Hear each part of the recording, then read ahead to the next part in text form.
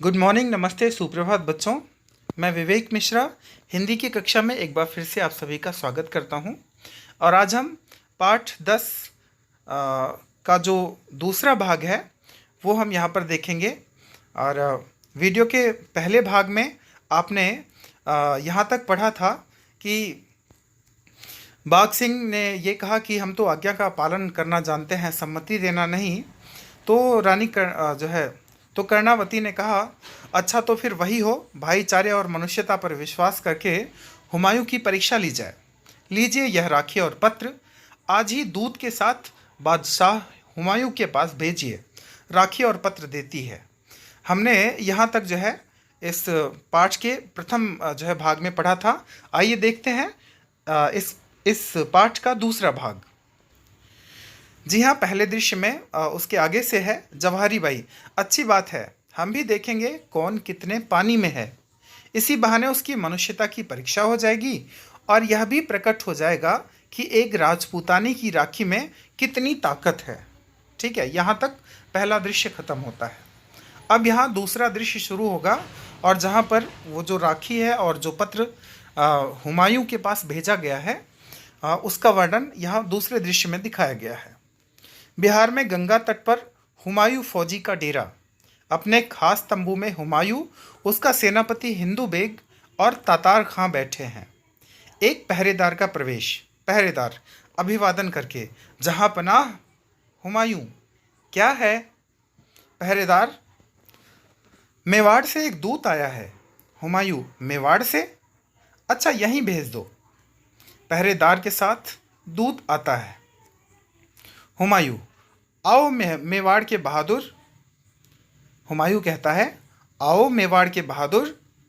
दूत अभिवादन करके, स्वर्गीय महाराणा संग्राम सिंह जी की महारानी कर्णावती ने आपको यह भेंट भेजी है।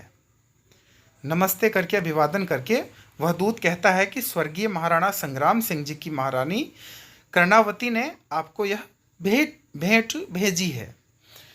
तो हुमायूं हाथ बढ़ाकर, मेरी किस्मत हिंदू बेग, तुम जानते हो मैं मेवाड़ की बहुत इज्जत करता हूँ और हर एक बहादुर आदमी को करनी चाहिए। वहाँ की मिट्टी भी माथे पर लगाने की चीज़ है, ऐसा हुमायूं कहता है। हुमायूं वो गर्व महसूस करता है और हिंदू बेग से कहता है कि तुम जानते हो मैं मेवाड़ की बहुत इज्जत करता हूँ और हर एक बहादुर आदमी को मेवाड़ की इज्जत करनी चाहिए। वहाँ की मिट्टी भी माथे पर लगाने की चीज़ है, ऐसा हुमायूं कहते हैं। तातार खां, दुश्मन की तारीफ करने में जहाँ पनाह से बढ़कर आगे वो बात नहीं पूरी कर पाते हैं। हुमायूं तब तक बीच में ही बोलता है, दुश्मन? आँखों पर से वहम का चश्मा हटाकर देखिए। जिन्हें हम दुश्मन समझते हैं वे सब हमारे भाई हैं। हम एक ही खुदा के बंदे हैं तातार। हाँ, देखूं तो इसमें क्या लिखा है। हुमायूं पत्र पढ़ते हुए विचार मग्न हो जाते हैं।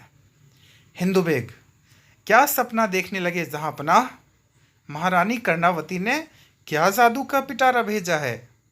हुमायूं, सचमुच हिंदू बेग, उन्होंने जादू का पिटारा ही भेजा है। मेरे सूने आसमान में उन्होंने मोहब्बत का चांद चमकाया है। उन्होंने मुझे राखी भेजी है, मुझे अपना भाई बनाया है। दूत से, बहन कर्णावती से कहना, वह दूत से कहते हैं, बहन कर्णावती से कहना हुमायूं तुम्हारी माँ के पेट से पैदा नहीं हुआ तो क्या हुआ, वह तुम्हारे सगे भाई से बढ़कर है। कह देना मेवाड़ की इज्जत हमारी इज्जत है, जाओ। ऐसा कहते हैं हुमायूं। और इसी बीच दूत का प्रस्थान होता है, दूत वहाँ से चला जाता है।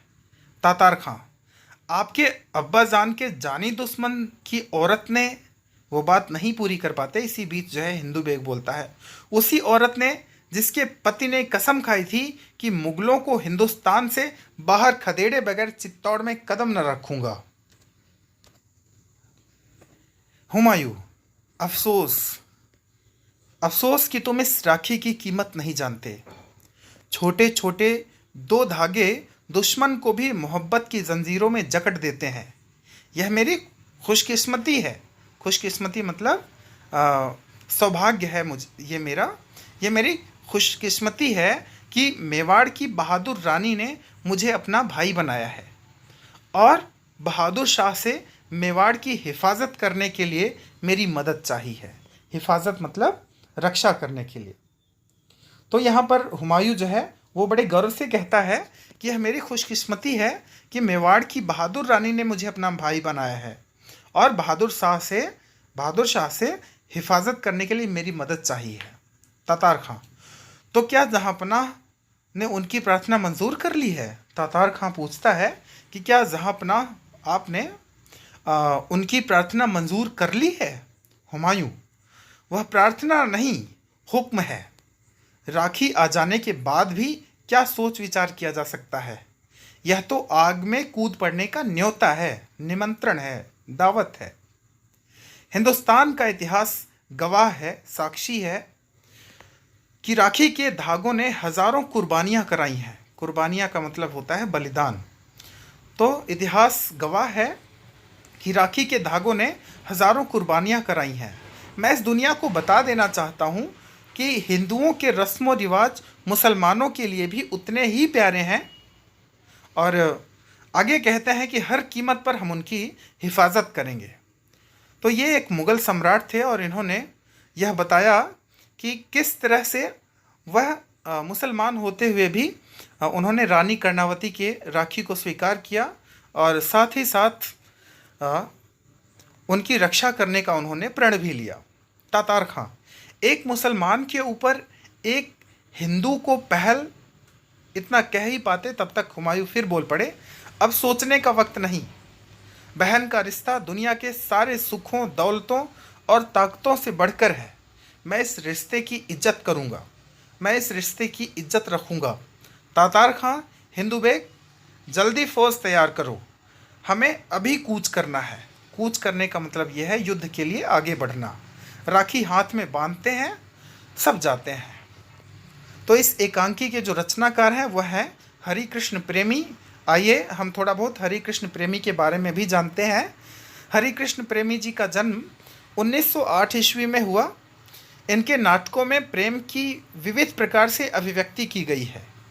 ये गांधीवादी विचारधारा से प्रभावित थे और इन्होंने नाटकों के विषय भारतीय इतिहास के मध्यकालीन युग से लिए हैं। 1930 में छपी स्वर्ण विहार इनकी पहली प्रकाशित रचना है। इनकी प्रमुख कृतियों में रक्षाबंधन, शिवा साधना, आहुति, स्वप्नभंग, विषपान, छाया और ममता को कई बार मंचित किया गया है। कई बार इन रचनाओं का मंचन किया गया है। सन 1979 में 1979 में इनकी मृत्यु हो गई। तो अभी हमने जाना हरि कृष्ण प्रेमी जी के बारे में, जिनकी यह रचना थी, और आशा करता हूँ कि ये पाठ आपको बहुत अच्छी तरह से समझ में आया होगा। अब बारी आपकी है। इस पाठ से संबंधित जितने भी कठिन शब्द हैं इसे आपको अपनी उत्तर पुस्तिका में लिखना है और साथ ही साथ शब्दार्थ भी लिखने हैं। वीडियो के अगले भाग में मैं इस पाठ से संबंधित जो भी अभ्यास कार्य दिए गए हैं उनकी चर्चा करूँगा। ठीक है, तो आशा करता हूँ कि जो है ये पाठ आपको बहुत अच्छी तरह से समझ में आया होगा। धन्यवाद। आपका दिन शुभ और मंगलमय हो।